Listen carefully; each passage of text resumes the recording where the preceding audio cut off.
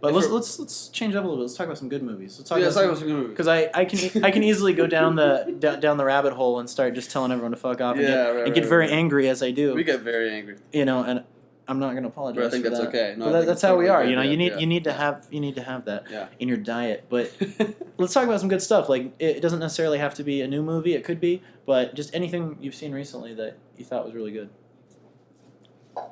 Well, you said you liked A Quiet Place a lot, right? I liked A Quiet Place. That's cool. Quite a bit. I thought it was really good. I think John Krasinski did a great job. It was just a different experience. It was just it had some parts that were kind of similar to the first Alien movie. There were other elements in there that just were really suspenseful, and I thought it was very well done. I think if you guys haven't seen A Quiet Place, you should definitely check it out because it was just very well made. Yeah, and it was something different. Yeah, it's a very genius idea. I think it's simple, but and I'm glad that it was actually quiet. I remember when you showed me the trailer. The trailer was loud as hell, and I was afraid because I was like, ooh, it's all about it's sort of like this horrifying game of hide and go seek. Yeah. And if the movie itself is going to be loud, that sort of defeats the purpose. But no, the movie's very quiet, right? Yeah. And there's very little dialogue. Very minimal dialogue. So that's cool. It was very well executed, and I think I look forward to seeing more stuff from John Krasinski as far as him on the directing side. He's that guy from The Office, right? Yeah. I like how he grew a beard and he just decided to be serious now. Yeah, he became a badass. Yeah, you know what I never saw that I heard was pretty cool was 13 Hours with him. Yeah, that was a good one. That was a good one. Yeah, it had some very cheesy Michael Bay moments. There was a slow motion moment where someone goes, "No," God. Megatron. But otherwise, it was a very good movie. Yeah. I liked The Island by Michael Bay. I think that was his best. The Island, was that with?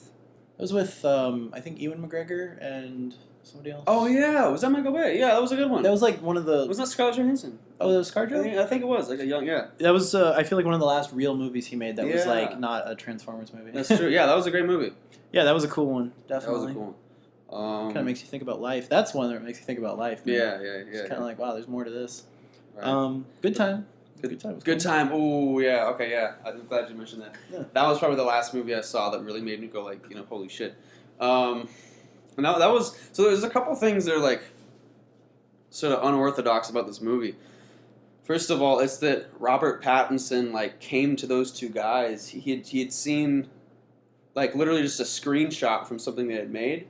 They're not very on the map. The Safdie brothers. They're just two Jewish brothers from New York. And they usually do documentaries and stuff, if I'm correct. And they only have one fiction movie out other than Good Time now.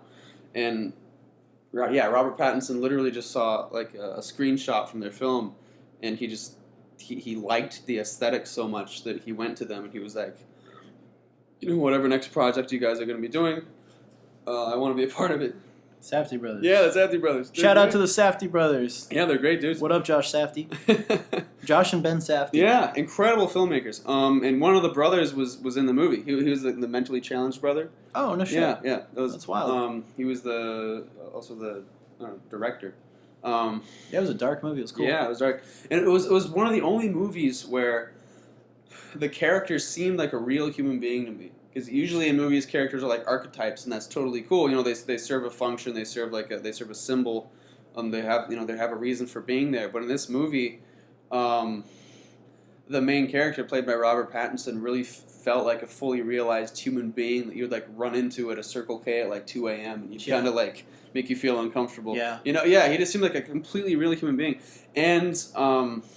Robert Pattinson, I really like. Yeah, he was incredible. He's one of those actors that emerged from the Twilight fame, and I feel like he and Daniel Radcliffe, both those guys, they went from that kind of accessible mainstream popularity to really branching out and being phenomenal actors. Mm-hmm. Yeah. I think Robert Pattinson has done great. I really liked him in Lost City of Z. Also, yeah, that's a good one if you guys haven't seen it. And and I'll go off on Daniel Radcliffe in a bit because I want to talk about another. But go ahead. Yeah, no, you're good. Yeah. So that wasn't random that he felt like a completely real character or human being, because I saw later on from a few interviews with the brothers that they did extremely extensive character development, and they would send letters to each other in character, Robert and his co-star. That's great. Yeah, I think it was as if Robert character were in prison and they were like talking it out, Cool. and that served as sort of the prologue for the movie, just so they could sort of get in sync of where they were in their characters' lives and so forth. And a lot of the actors in the movie essentially played themselves. That sort of goofy Italian guy that he teams up with, he is actually like an ex-convict. Interesting. Yeah, and the bail bonds guy that they meet up with early on, he's literally just a bail bonds guy. Wow. Like that's just his job. He was kind of intimidating. Yeah. And that's why I think it worked so well, because they weren't even necessarily acting; they were just playing themselves. It's wild. And I think all the roles were just incredible. It's directed very well. There was definitely like a vibe they were going for, that sort of neon retro aesthetic. Yeah, it was gritty but it wasn't contrived. Like I think they pulled it off. It felt natural and cool. I like the Funhouse scene, or fun, not the fun House of Horrors. Adventureland. Yeah, that was wild. Yeah, and the action, like it wasn't chock full of action, but the action that there was felt very real. At least to me, and it stressed you out. It was just like 2 hours of being fucking stressed out. At least for me. Wasn't that guy the one from Captain Phillips? I am the captain now. Yeah. It was crazy seeing him in another movie. I was like, oh shit. He was perfect as a... He's getting around, man. Yeah, he was just like the security guard for the Adventureland. Yeah. Oh man, no, I thought it was great. It was a movie that wasn't trying to be anything other than what it was. It was different. It was very, very solid in every respect. And I think that's where our interest lies, is like movies like that kind of deviate from the mainstream. Yeah, I'm interested in the craft, I think, Absolutely. Yeah. And there's some like that resonate with you for different reasons. Like I was talking about the movie Jungle with Daniel Radcliffe. That movie was fucking fantastic. Oh yeah, I gotta check that out. If you guys haven't seen that, I'm gonna cough on the microphone. If you guys haven't seen Jungle with Daniel Radcliffe, I highly recommend it. That movie was freaking great, and it was one of those that came and went from the theater pretty quickly, and I didn't see it until it came on video, and just on Amazon, and I watched it. It was great, man. It was based on a true story, and it was another one of those where it's like, what a great freaking actor, man. He like really got emaciated in the role, and like was really fantastic movie, man. And that was one of those that like made me cringe. I feel like you watch some like horror movies, like The Conjuring and stuff like that, and they're all those jump scare movies. They don't really do anything for me. Yeah. But I feel like a movie like Jungle, that's a lot more scary to me, because like being alone in the jungle and like you could die at any moment, like way more frightening. Yeah. And like survival situations and like poisonous snakes and disease and just the harshness of the elements. Right. Way more intense. It's a more real danger, so it feels closer to home. There's a few scenes in there I don't want to give too much away, but where you're just like literally like I was like edging my seat. Shit, that's cool. And it was one of those rare movies that I actually watched like a few days after I'd watched it the first time. I rewatched it with someone else who I wanted to show it to, and I don't do that very often. But it really was a great freaking movie, and it really resonated with me. That's cool. Yeah. Yeah, I'd like to see Robert Pattinson and Daniel Radcliffe do something. Yeah. That'd be I don't think they have. Yeah, they should rejoin. Yeah. Yeah. Were they ever in anything together? Well, Pattinson played Cedric Diggory in Harry Potter. Oh, that's right. So they were when they were little. Just that one book. But it'd be cool to see them do like a gritty, like those two doing like a Hell or High Water type thing. Yeah, I think that would be cool. That would be sick as hell. Another great movie. I love to give a shout out to. Oh my God. Ben Foster, our boy. Yeah. Man, great. And see that I think that's why I'm frustrated, because masterpieces like that just come and go and they're not really talked about that much. Yeah. That was an incredible movie. Hell or High Water was fucking and people did not freak out about it. I don't know why. Like it was just, oh my God. That was one of those movies that was kind of like, in the same vein as like No Country for Old Men. Yeah. I feel like it's like the last of like the westerns. It's like a more modern telling of a western, and Emma and I are both big fans of those kind of movies. Mm-hmm. Yeah, oh man, that was a great one. Yeah. It felt very much like a Hemingway novel almost to me, which No Country for Old Men was written by Cormac McCarthy, who is very similar to Hemingway in writing style. Cormac McCarthy's great. Yeah. Did you ever see The Counselor? Not yet. That is like the movie that I haven't watched yet. Counselor is pretty cool. Not as good as No Country for Old Men, definitely not. But still worth a watch for sure. If you like Cormac McCarthy and if you like Ridley Scott. Yeah.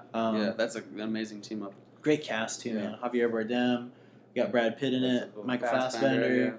Cameron Diaz was actually good in that. She played like a good bitch. she did a really good job. Yeah. Penelope Cruz. An interesting one. Ooh. Yeah.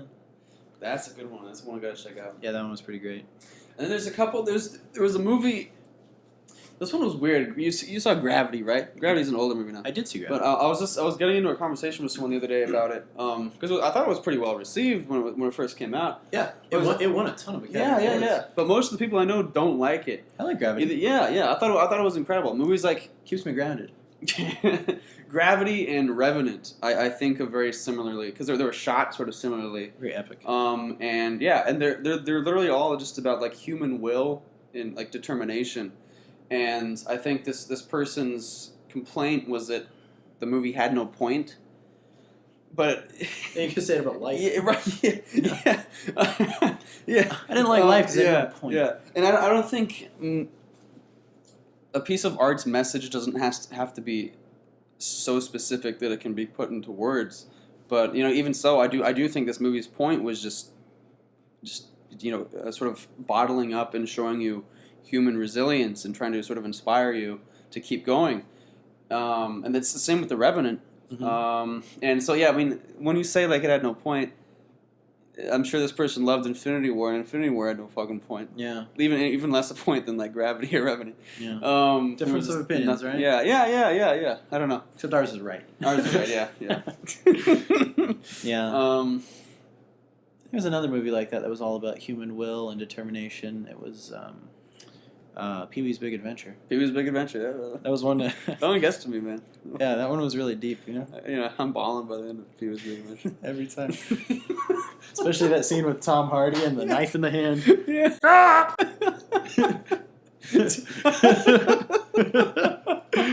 Oh man. Oh, Pee Wee Herman, man. Paul Rubens. Yeah.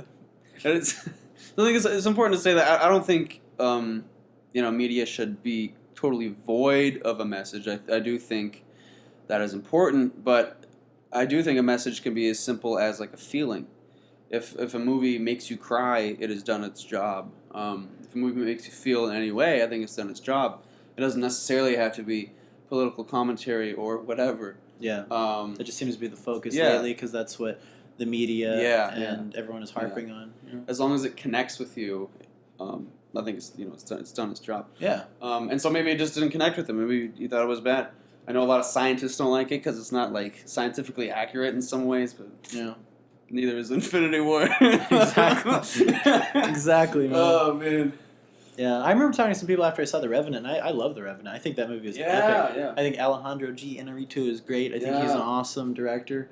I thought Birdman was great. But there's some people who saw both those movies and thought they were boring. So, Insane. but those are the same people that are So jerking insane. off to Avengers. So, Yeah, I mean, yeah. difference of opinion. Yeah, it's true.